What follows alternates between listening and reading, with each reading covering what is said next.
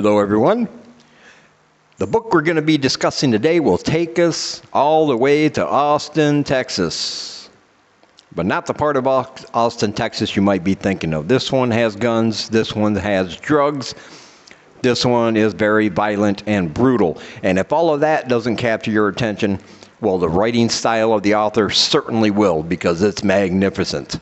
So let's talk about all that right now.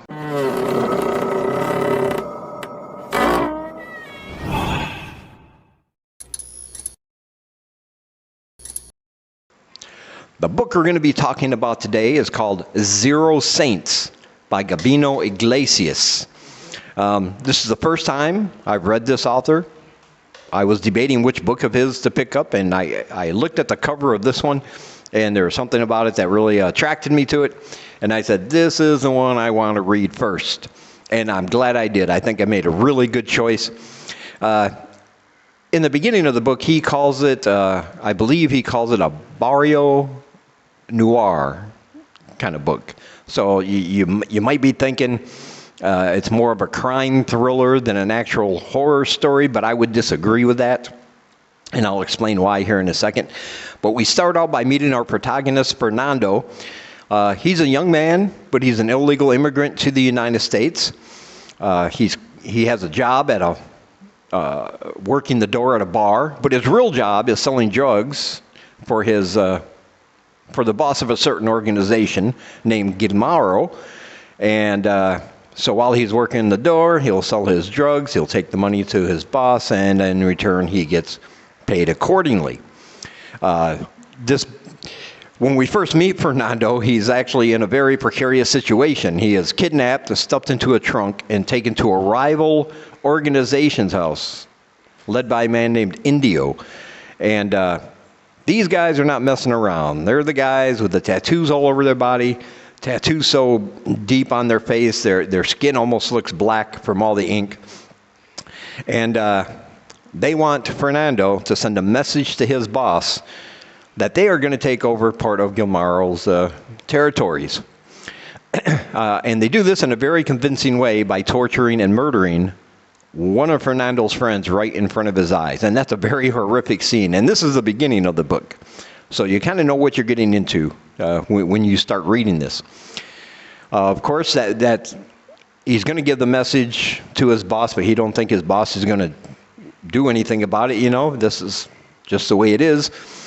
And he's also very fearful for his life and what could happen, because he sees something in Indio's eyes that shakes him to his very core.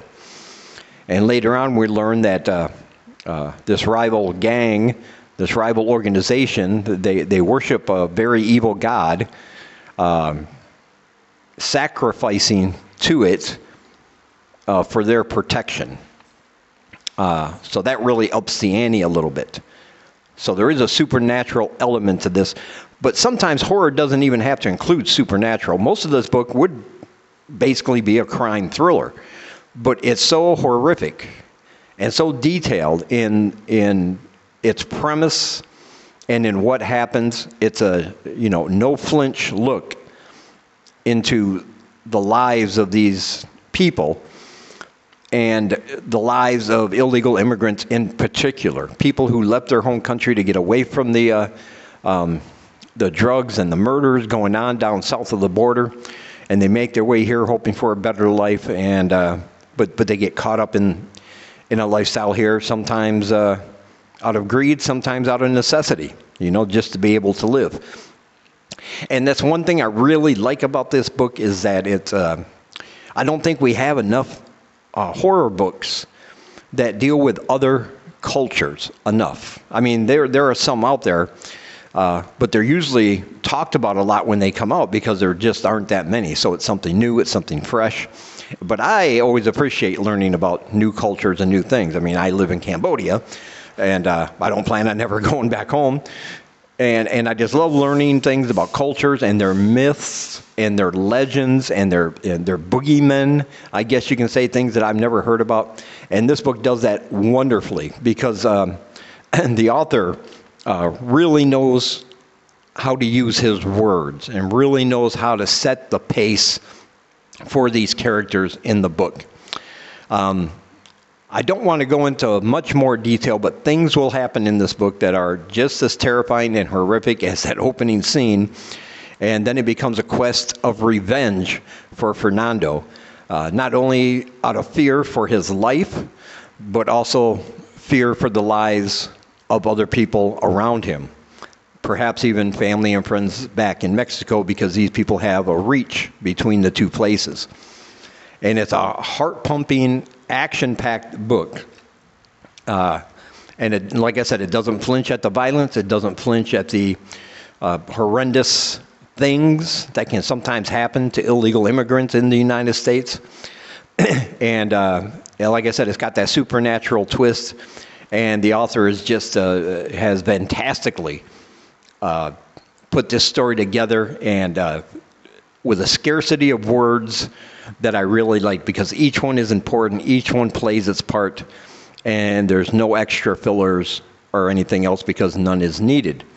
And along the way, we're going to meet a lot of interesting characters in this book. Each one is unique and really fascinating to me. We can meet a tattoo artist, we meet a psychic of sorts. We meet, of course, his boss, Guillermo, and Guillermo's muse, I guess you can say, Consuela. And things happen, and the action starts picking up, and then we're just on a thrill ride for the rest of the book, leading to a very bloody and terrifying conclusion. That's why I said I picked the right book for this one. It might not be as horror-centric as some of his other works, from what I've read online anyway. But I think this was a good starting point for me, because it was just so engrossing and so well told that I didn't really want to leave this world. If I had a complaint, it would be I wish it was a little bit longer. But on the other hand, I appreciate how he uses his words sparingly, just enough to get the point across and keep the story going. Another thing I really, really loved about this book, besides the characters and besides the pacing, besides the fact that we're getting an insight into different cultures, I really liked how the narrator, speaking in first person, Fernando, how he really gets inside the head of people around him and what's going on with them. There's religious themes throughout the book. There are certain sections of the book that are written and conversations spoken in Spanish. Now, before you decide to give that a pass, let me explain to you that I managed to conjure up some of that old high school Spanish I remember, and was able to figure out some of those sentences and words. And other times I was reading it on my app, so I would just highlight the text, put it into Google Translate, and that gave me more of a narrative of the story. It gave me more of a feeling of being immersed in the story. But it makes sense that they should speak Spanish. They're illegal immigrants. English is not their first language, and some of them have hardly even learned the language or hardly ever learned English since they've been in the United States. So that just made it more realistic to me, and more vibrant with a whole barrio atmosphere, and the lies focusing around Fernando. It made it, gave it an extra punch, and I love learning those little things written in Spanish. But I want to say that if you don't want to do that and you don't know any Spanish, it's in no way going to be a detriment to your reading of this book. If you don't understand those certain sections, there's not a lot of them, and they're all very short, but they are there. But if you don't understand them and don't know what's going on, you're still going to get what's happening in this book. It doesn't detract from the story, and it's not something you have to be concerned about. Okay? So definitely pick it up. Don't let that distract you at all, because it's a well-written, grounded in reality book with supernatural elements, interesting characters, a lot of bloodshed, a lot of gunfire. And like I said, the pacing is exactly on point where it needs to be with a book like this. I thoroughly enjoyed it. And of course, I highly, highly recommend it, as I do all the books I review here on my channel. Definitely pick up Zero Saints. I will leave a link below. If you want to purchase it on Amazon, that would be great. I'll also leave a link below to my Twitter if you want to join me on there. I'd love to have you.